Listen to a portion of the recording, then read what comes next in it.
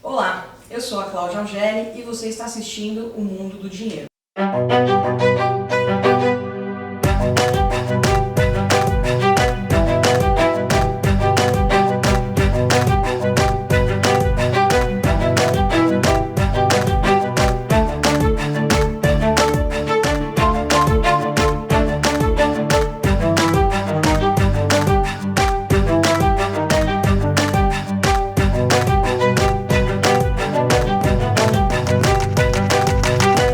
Quem assiste às minhas palestras e aulas ouve um tema bastante recorrente, que é a diversificação de portfólios. Hoje a gente está visitando a Arc Options com o João e a Raquel para falar um pouquinho sobre esse tema. João, explica pra gente um pouquinho do que vocês fazem aqui na Arc Options, qual que é o conceito que vocês querem desenvolver e que vocês trouxeram aqui para o Brasil. Arc Options, a gente montou o escritório agora, de uns 2 meses para cá. A empresa já existia há algum tempo, a gente estava numa fase de planejamento, de pesquisa, mas uma das coisas que a gente tem como é um grupo de sócios com experiência em mercado financeiro em arte, e uma das coisas que a gente tem em comum são todos empreendedores, e acho que todos olham a arte com muita paixão pela arte, mas sem nenhuma inocência, sem ser naif, que de fato é uma economia que está crescendo, é uma indústria que está crescendo e que tem um valor financeiro. Então esse é um pouco o papel da Arc Options. Raquel, a gente estava conversando um pouquinho sobre diversificação de portfólio. A gente sabe que investimento em arte aqui no Brasil ainda é para poucos, né? Para uma minoria que é colecionador de artes. Vocês aqui estão trazendo um conceito de acesso a essas obras de arte para pequenos investidores, e como é que você enxerga esse mercado crescendo aqui no Brasil em comparação ao mercado no exterior? Acho que a primeira coisa a ser dita é que está havendo um movimento de descentralização. Antigamente, até recentemente, há 15 anos atrás, as grandes economias, Estados Unidos, Europa, era onde a gente tinha, sobretudo, a concentração de grandes colecionadores e grandes investidores de arte. Como na verdade, a emergência de outras economias, como Brasil, China, Índia, Rússia, a gente tem visto uma descentralização e justamente uma migração, inclusive do dinheiro, do capital, saindo dos grandes polos para essas novas economias. Então a gente tem visto um mercado de artes, um mercado de investimento em arte, sobretudo, em ascensão nessas grandes economias, e o Brasil é um desses grandes países que está aí, é um país emergente, enfim, de novas economias. O que a gente tem visto, então, sobre a parte de investimento em arte? Tem uma teoria que tem ganho uma relativa força, a teoria de diversificação de portfólio. O que acontece? Os gestores de grandes fortunas têm recomendado que uma parcela de até 10% do seu portfólio esteja alocada em algum ativo que se denomina colecionável. O que é um ativo colecionável? Arte é um tipo de ativo colecionável, carro, por exemplo, é um tipo de ativo colecionável, vinhos, selos, moedas raras. Então, que é o que a gente chama também de ativos reais. Como você vê que o brasileiro, tradicionalmente, está acostumado a investir, por exemplo, em imóveis, se você pega o comparativo dos chineses, os chineses estão, por tradição, acostumados a investir em arte, que é tido como um tipo de ativo real. Então, a gente vê uma diversificação desses grandes gestores de fortuna recomendando, então, a alocação de parcela do patrimônio em arte, por exemplo. Tá? Por quê? Porque a gente tem visto que a economia está andando meio de lado desde a crise de 2008, a gente tem visto o comportamento das bolsas, então a gente tem visto que está havendo sim uma migração de investimentos tradicionais, por exemplo, ações ou títulos do governo, e está mudando para um segmento chamado de passion investments. A arte é um deles. Né? Então a gente vê justamente que tem surgido, até conversando com gestores de grandes fortunas, com private banking e wealth management, a gente tem visto que tem surgido, inclusive dos próprios clientes deles, demanda por um serviço profissionalizante, porque custa você transacionar e você possuir arte, então você precisa sim de um acompanhamento profissional, e não são todos os gestores aqui no Brasil especificamente que estão prontos para isso. A gente vê essa tendência vindo para cá, obviamente que isso já existe lá fora, a gente tem então sim profissionais que prestam esse tipo de serviço, mas ainda é novidade no Brasil, e a nossa opinião é justamente que isso vai ganhar força cada vez mais e mais, essa procura para esse novo tipo de profissional, que é o que a gente pode até chamar de Art Finance Advisor, né? Que é aquele que vai te dar uma assessoria nessa parte de investimento em artes, em você fazer uma gestão profissionalizante da sua coleção.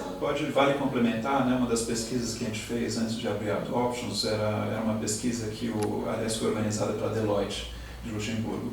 Então, eles pegaram 900 profissionais de Wealth Management, de Private Banks, e fizeram várias perguntas, e uma delas era o que estava motivando a criação, né, de serviços de arte para os privates e para os wealth managements. E a porcentagem maior era a demanda de cliente.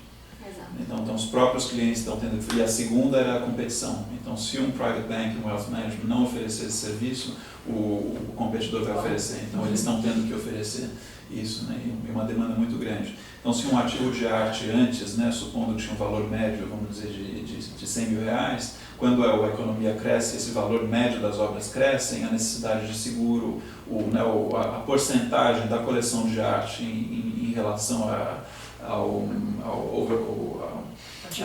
ativo total, ela está aumentando. Então é por isso que está precisando. Eu acho que arte é um dos poucos ativos que permite você conciliar o gosto com a diversificação de portfólio. Então é um ativo que no final do dia você consegue unificar os dois, tanto a parte financeira, se você tiver uma coleção bem gerida, ela pode sim em alguns anos vir a se valorizar, obviamente considerados fatores externos, se a economia ajuda, enfim. Mas, ao mesmo tempo, você pode fazer isso por prazer também. Então, por que não, né, unir as duas pontas? Eu acho que o ativo arte é bem interessante para qualquer pessoa que está buscando uma diversificação de portfólios. E por isso que eu acho que esse tema vai interessar bastante para quem está nos assistindo.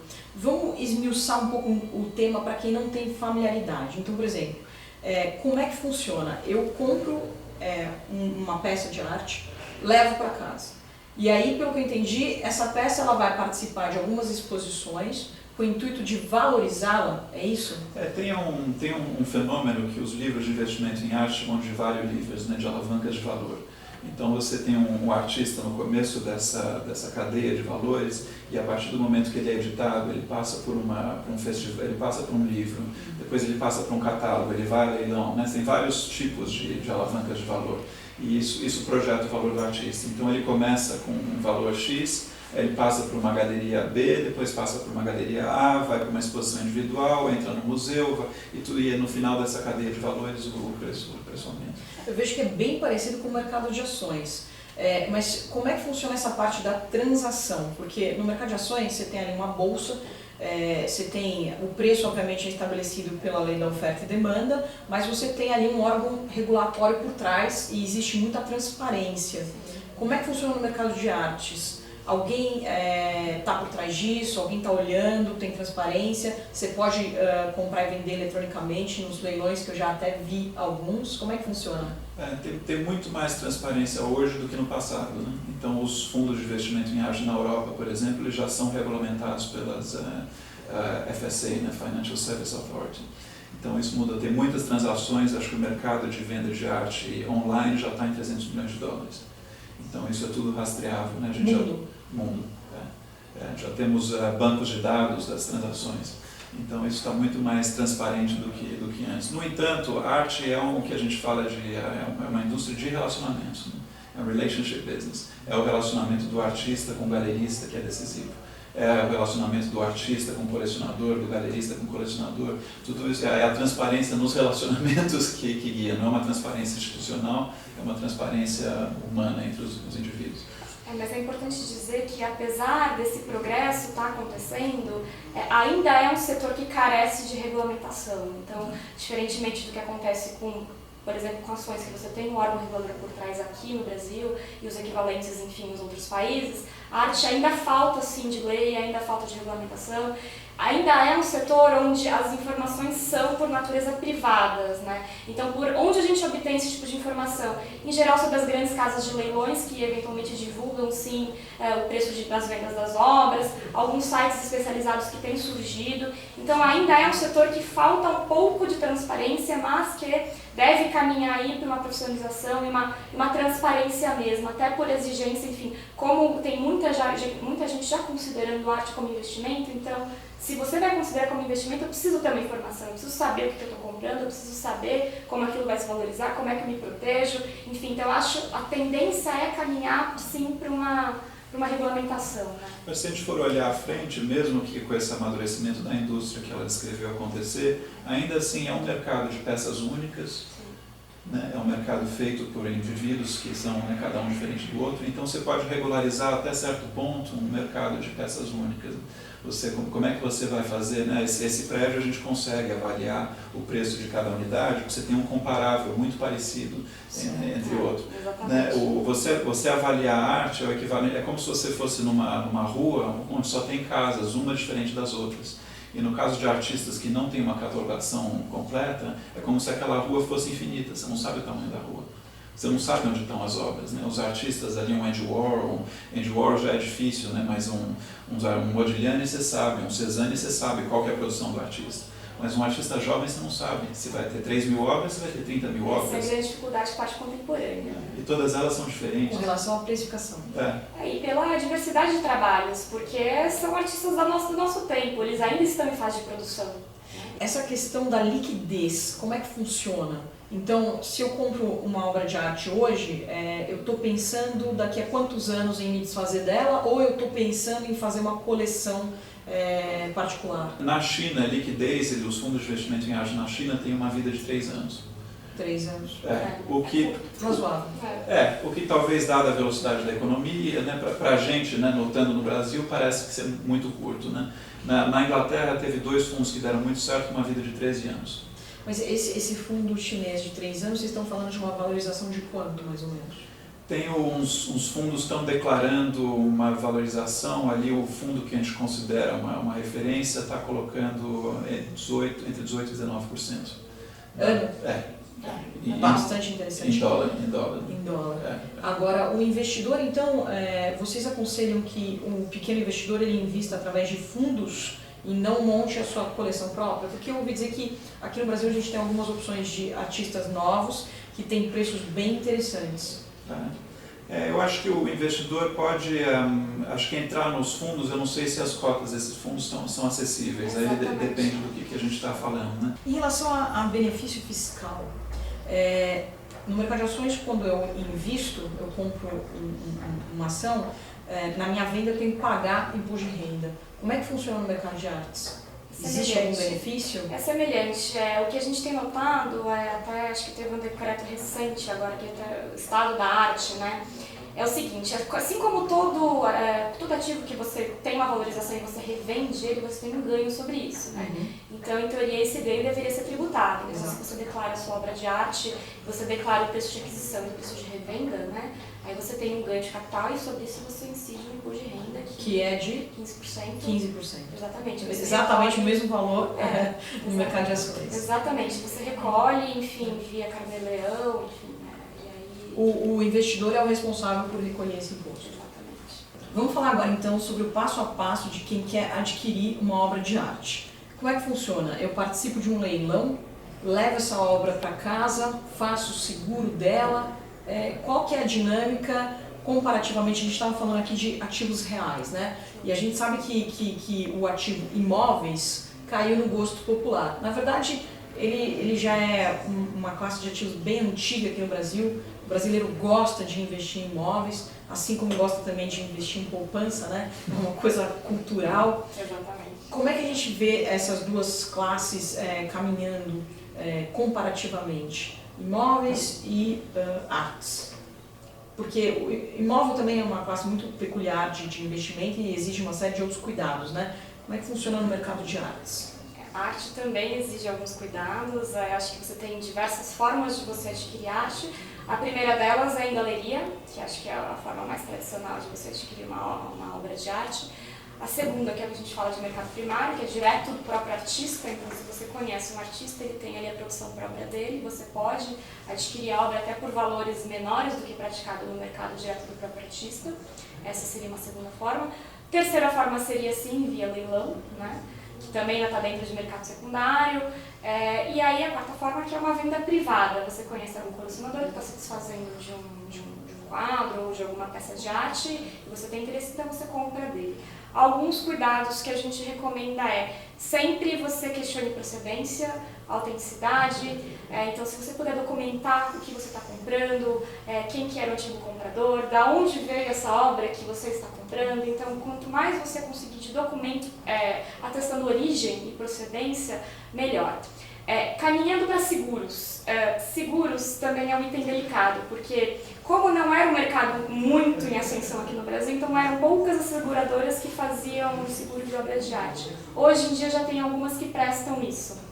Tá? Então, se sim, você tem uma coleção razoável, a gente recomenda que você segure essas obras de arte. A gente faz até uma analogia com joias. Quem que segura a joia hoje no país? É difícil, né? Então, assim, mas como... que se você, digamos, comprou uma obra de arte, vou falar aqui do perfil do público que nos assiste. Então, vamos dizer que alguém investiu 300 mil reais num quadro e aí você tem a casa pega fogo, ou então Dona Creuza estava lá limpando e aí acabou, sei lá, pagando uma parte do quadro. Isso acontece, né? A gente sabe que tá ali sujeito, tá exposto, né? Isso não representa, assim, uma possibilidade de perda de valor muito fácil? Com certeza. Acho que isso parece meio frágil. Que hoje em dia, seguro residencial, não são todos que a cobertura dele abrange arte, né? Então você tem hoje em dia seguros especializados para obra de arte. Eu não sei te dizer se hoje em dia as grandes seguradoras brasileiras, dentro da parte de seguro residencial, já está incluindo arte. Você sabe quanto que seria o custo desse seguro? Para uma obra de 300 mil reais, por exemplo? Você tem isso ideia? A gente teria que ver. A última vez que eu pesquisei eram muitos poucos fornecedores de seguro de arte no Brasil, né? Já tem alguns, mas acho que falando dessa questão de fragilidade, eu acho que o seguro de arte você identifica e você faz o seguro, né? O quanto um funcionário que está em casa, e isso você pode prevenir acidente treinando o funcionário. Mas eu acho que o que vale falar, sobretudo na arte contemporânea, é a questão da conservação. Exatamente. Então você tem, né, na última vez que eu estava na Suíça, tinha uma obra feita de iogurte. Uau. E o que, por um lado, é fascinante, é muito interessante, mas como é que essa obra vai ser apresentada, onde é que ela vai estar daqui a 10 anos, daqui a 20 anos? Então tem o próprio tubarão do Damien Hirst, né? Dizem que de tempos em tempos isso tem que ser analisado para ver se é verossímil, como é que isso está sobrevivendo. Então essa parte. E a outra questão da fragilidade é a questão de logística de transporte. Então, se você tem uma obra desejável, essa obra é chamada para exposições em galerias, em museus, em eventos, né, historicamente são nesses momentos que podem acontecer algum dano. Então, tem que trabalhar com empresas de logística muito experientes. Especializadas, ter seguro e treinar o pessoal, estar atento, né, ter gente de restauração, de conservação, dando um aconselhamento. E aí, provavelmente, você está seguro. O que a gente tem notado é a questão de plataformas online de arte. A gente vê cada vez mais que é uma tendência também essa parte de marketplace, né? Marketplace online. Então, nesses marketplaces online, a gente tem trabalhos de boa qualidade acessíveis a bons preços. Então, para aquele investidor que está querendo começar agora, não quer arriscar muito a parcela do capital dele, então, poxa, vamos começar então com um investidor, com um artista contemporâneo, um valor pequenininho que não comprometa tanto a renda dele, para ele começar. Eu diria que por volta de uns 5 a 10 mil reais você consegue já acessar alguns trabalhos. Obviamente que não são artistas, enfim, já conceituados, são de fato aqueles que estão começando, que o que a gente tem notado também é que os preços de obras de arte aqui no Brasil estão subindo, não diria exponencialmente, mas numa velocidade, enfim, bastante acelerada. Então, para aquele que tem ali uma poupança, que quer diversificar, então, poxa, começa alocando 5, 10 mil e para ele tomar gosto, né, por aquilo também. E a partir daí ele pode pensar em começar a montar uma coleção. Porque se ele comprar um trabalho, ele pode, na verdade, fazer de duas formas. Ou ele compra o trabalho e ele guarda por um bom tempo, tentando formar uma coleção, obviamente tendo aí seguindo uma linha curatorial, ou ele pode justamente só tentar transacionar. Um pouco como o mercado de ações, mas é um pouco difícil, porque ainda não tem esse mercado secundário desenvolvido. Como é que funciona a revenda de arte? Ou é via casa de leilão, ou é private sales. Então, se ele tem uma coleção pequena, primeiro ele precisa, se ele quiser vender no mercado privado, ele vai precisar de uma assessoria. Então, por isso que a nossa recomendação é comece formando a sua coleção.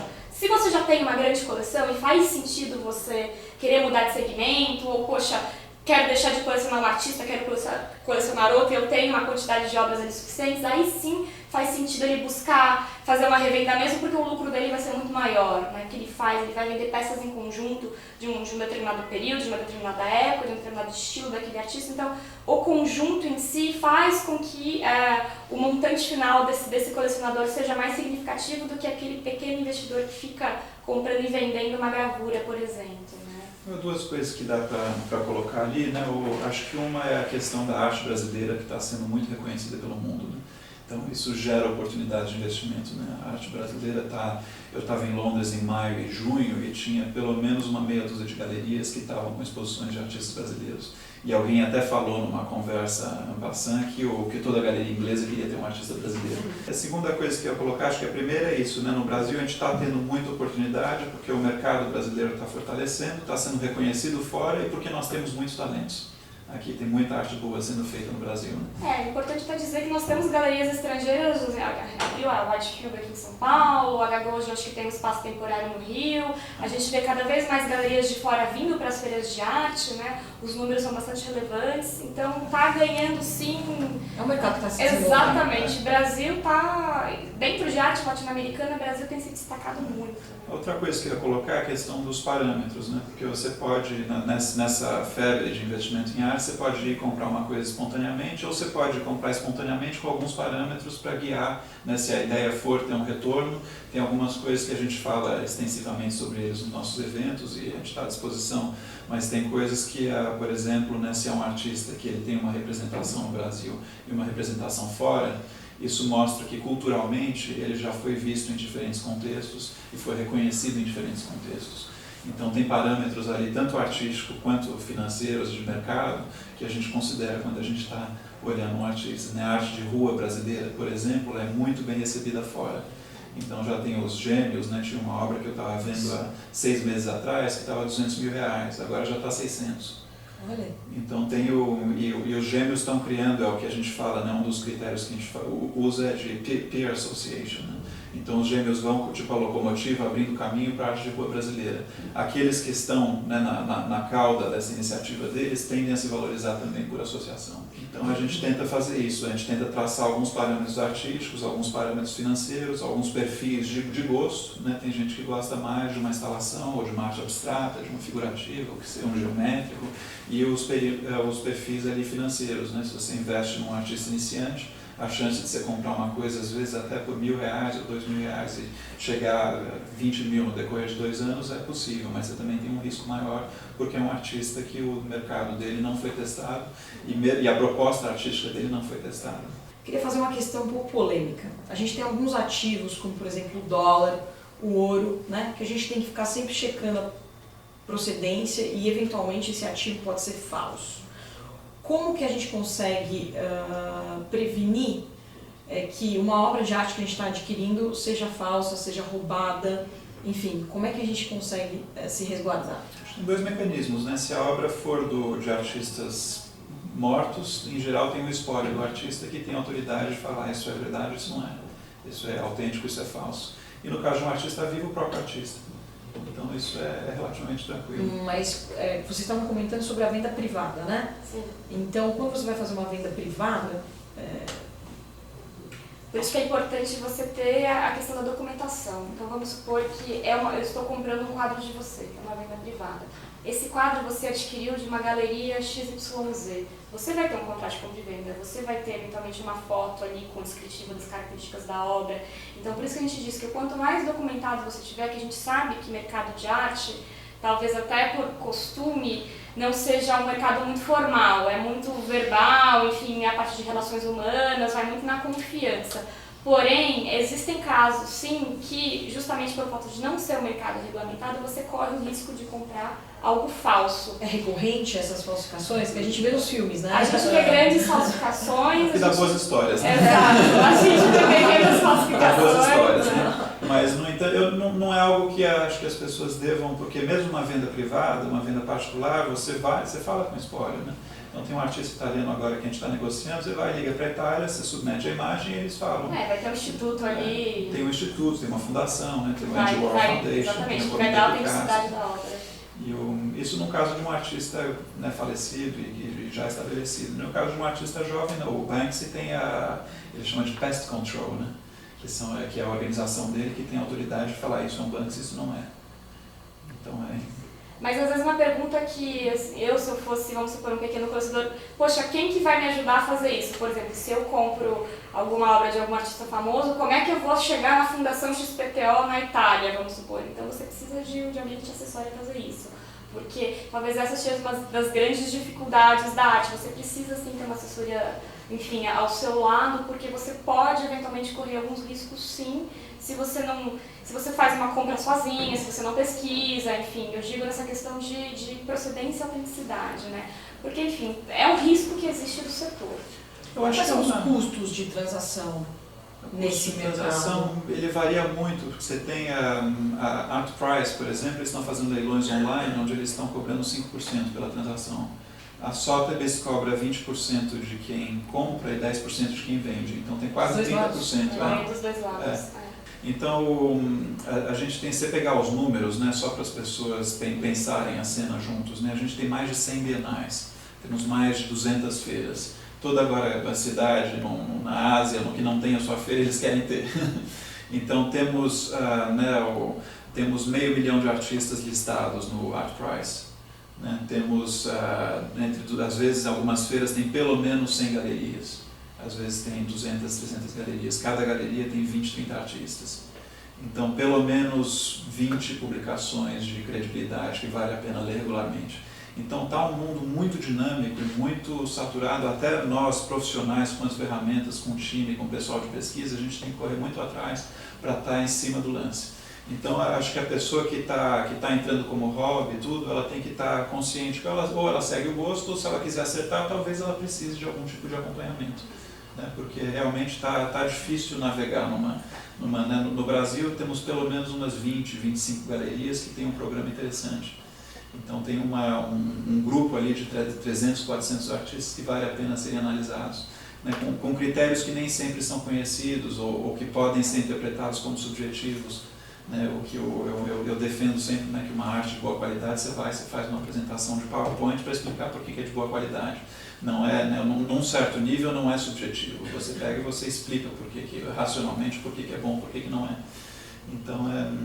Então essa foi uma das ideias da criação da Art Options, né? A gente viu que estava se tornando um trabalho full-time para o colecionador, ou o colecionador leva isso como um hobby sério, né? E alguns dos nossos clientes, o pessoal com quem a gente trabalha, eles terminam o escritório, eles vão para casa, eles estão estudando, eles têm uma biblioteca, e é um hobby intenso e sério que eles fazem, é quase um segundo trabalho. Ou se eles quiserem acertar, acho que precisa de um acompanhamento, né? De um consultor, de um curador. Em relação à flutuação de preços, a gente está ouvindo falar sobre a valorização de uma obra de arte. É possível que a obra se desvalorize? Sim. Como qualquer outro ativo. Como qualquer outro ativo. E aí depende muito de situação de mercado, porque, bem ou mal, o mercado de arte também acompanha o mercado financeiro, que na verdade é onde tem a liquidez, né? Onde os grandes investidores estão, você tem ali... Na verdade, também são os grandes compradores de arte, então se você tem, como aconteceu em 2008, 2009, você teve justamente uma queda de preços. Tem quem diga, os grandes curadores, que falam, poxa, boas compras justamente nesse período, porque está tudo super barato. Né? A gente viu aí recentemente na Europa peças de arte de grandes artistas sendo vendidos a preços, enfim, convidativos, super convidativos. Acho que quando você compra um artista, você está apostando na economia que gerou aquele artista. Né? Se você compra uma arte colombiana, de certa forma você está apostando na economia colombiana, a não ser que o artista já seja distribuído internacionalmente. Né? Então é uma das coisas que a gente olha. Né? Às vezes a gente quer simplesmente ter um recorte histórico de arte brasileira e isso é a nossa motivação. E legal, mas a gente está associado à economia brasileira. Então depende da motivação do colecionador. Né? Se a motivação for financeira, é legal ter uma distribuição internacional, porque aí a Coronels tem pelo menos uns 20 artistas brasileiros que estão com o mercado internacional muito forte. Então você vai comprar esse artista e a economia do Brasil por alguma razão sai do trilho, você pode vender essas obras nos Estados Unidos ou na Europa. E vice-versa, ali na Europa, né, como ela falou, teve momentos de recessão, tem grandes coleções que não viriam para o mercado de outra forma, coleções com obras ali de artistas que universalmente conhecidos que estão vindo para o mercado. Quais são as premissas econômicas que vocês utilizam no valuation de uma obra? Acho que um deles é a distribuição, né? Acho que como um produto como qualquer outro, quanto mais distribuidores ele tiver, mais sólido o mercado é. O outro é o histórico de revendas, né? Se for no caso de um artista já estabelecido, você pega os últimos 10 anos de revenda, você vê, e se quiser sofisticar, dá até para ver o histórico de revendas por canal de venda. Então tem alguns canais de venda que têm uma liquidez maior do que outros. Então, quando a gente está em algumas pesquisas que a gente fez, a gente entrou nesse... E só para complementar, uma das grandes dificuldades é fazer a marcação a mercado de uma obra de arte. Imagino. Tem quem faça a reavaliação da coleção semestralmente, anualmente, mas nunca é um dado preciso, porque justamente faltam informações públicas, né, sobre justamente o histórico de revendas. Então, assim, a gente trabalha com as informações que nós temos. Nós aqui montamos a nossa própria metodologia de precificação. Obviamente, quando é um assunto um pouco mais polêmico, a gente busca nossos parceiros lá de fora, enfim, mas a gente tenta trabalhar o mais próximo possível com o mercado financeiro, que você tem instrumentos e ferramentas à disposição. Falando agora um pouquinho sobre o balanceamento de carteiras, a gente ensina nos nossos cursos e palestras que existe uma flutuação de preços, então, eventualmente, você vai escolher um target até onde você quer que aquele ativo se valorize ou até onde você pode aguentar que ele se desvalorize. Ultrapassando esses limites, você vai comprar ou vender esse ativo, comprar um pouco mais ou vender esse ativo. Como, para isso, a gente precisa ter um acompanhamento de mercado, dependendo do tamanho da carteira, diariamente, semanalmente, mensalmente. Se for uma carteira muito pequena, obviamente isso não faz sentido, então aí o espaçamento é maior. Como fazer isso quando você tem justamente obras de arte na carteira? Porque imóveis já é um negócio completamente diferente, aí você vai sofisticando o seu portfólio, você vai caindo em alguns cases particulares, né? Então, como você faz para administrar o preço das obras de arte também é flutuante, certo? Como é que você administra tudo isso? Como é que você faz essa marcação ao mercado? Enfim, como é que funciona? Justamente, uma das grandes dificuldades da obra de arte em si é fazer a marcação ao mercado. Mas o que a gente tem notado é que hoje em dia os colecionadores eles têm pelo menos atualizado preços ou revisto os preços deles pelo menos anualmente. Até recomenda-se que isso seja feito. Como é que o investidor, como é que um colecionador ele vai saber dessa valorização ou desvalorização da obra dele, do que ele tem em casa? Hoje em dia nós já temos ferramentas disponíveis, por exemplo, o ArtPrice, nós temos Mutual Art, nós temos sites do Catálogo das Artes, que é o equivalente brasileiro, que justamente divulga dados de histórico de leilão, de vendas, enfim. Então você pega aquele artista, você pega obras semelhantes e você consegue fazer análise por pares, né? Nós aqui da Art Options, nós desenvolvemos uma metodologia própria, que é um pouco parecido também, a gente faz essa pesquisa por período, a gente fez um trabalho recente para um colecionador, enfim, lá de fora, que ele pediu para a gente precificar uma obra de arte dele, tinha o preço que ele queria e ele queria um preço que a gente achava justo por aquilo. Então a gente fez todo um trabalho justamente de pesquisa, de ver como é que está o mercado secundário dele, como é que está a revenda. Então a gente analisou toda aquela obra por período, a gente pegou obras parecidas com as mesmas características, tamanho, material utilizado, então a gente chegou nessa precificação. Hoje, esse tipo de ferramenta, obviamente não de forma tão sofisticada como essa, já está disponível para o colecionador nesses sites que eu acabei de mencionar. Então é bom que, pelo menos anualmente, ele entre nesse site, faça ali o acompanhamento do que ele tem, ver como é que está saindo. Nesses sites tem até curvas de valorização, você vê todo esse crescimento do preço da obra dele, tudo isso está representado até graficamente nesses sites. Então, hoje em dia já tem ferramentas disponíveis para o investidor. Agora, se ele quer uma coisa mais, não digo nem marcação ao mercado, que é difícil a gente chegar nesse nível com obras de artes, mas aí a gente recomenda que ele busque sim um gestor um art advisor, na verdade, porque ele vai ter sim ferramentas mais adequadas para fazer esse monitoramento da carteira dele. No Brasil a gente está tendo que criar as próprias ferramentas, né? Muito do que ela descreveu é internacional. Né? Vocês oferecem esse serviço de art advisor? Sim. Qual o custo? A gente é um art advisor, nós somos sobretudo um art advisor, né? Então vai desde o que é o art advisor, muita gente não sabe nem o que significa, né? Porque de fato é subjetivo. O art advisor pode tanto te ajudar a formar a sua coleção, ou fazer a gestão dessa coleção. E o que entra dentro de gestão de coleção? Revisão de precificação é uma delas, você ter ferramentas próprias de acompanhar desempenho, você sugerir uma época de revenda, você sugerir um momento de compra, esse é o papel do Art Advisor. Né?